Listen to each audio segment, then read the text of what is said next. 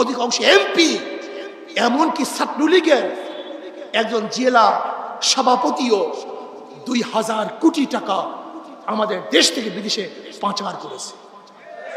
দেশের অবস্থা জানেন? দেশের অবস্থা জানেন? আজকে ব্যাংকের অবস্থা জানেন? রিজার্ভের অবস্থা জানেন?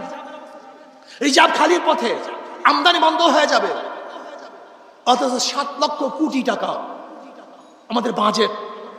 কোথায় পাবেন টাকা আপনি? হ্যাঁ পাবেন, অবশ্যই পাবেন। পাবেন না তা অবশ্যই পাবেন। এখানে যারা আছেন না বলির পাঠা, এই জনগণ, এই যে বলির পাঠা আপনারা আছেন না, ট্যাক্স দাও, ভ্যাট দাও, খাজনা দাও। তুমি ব্যবসা করবে 1 টাকা, ট্যাক্স দেবা 10 টাকা। তোমার যা থাকবে অথবা নাই থাকবে আমাকে দিয়ে দাও। বিদ্যুৎ বিলের অবস্থা কি? গ্যাস বিলের অবস্থাটা কি? তরকারির অবস্থা কি? ডালের অবস্থাটা কি? ভাতের অবস্থাটা কি?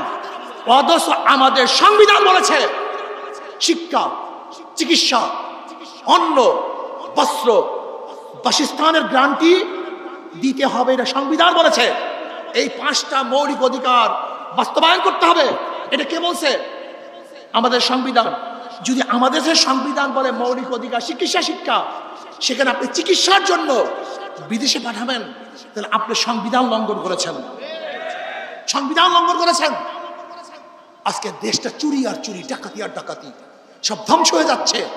কাজে আসুন, চোর মুক্ত দেশ করব, ডাকাত মুক্ত দেশ করব, সন্ত্রাস মুক্ত দেশ করব, এবং ভারতের দখলদের বিরুদ্ধে এই দেশকে কঠিনভাবে রক্ষা করার জন্য ঐক্যের বিকল্প নেই।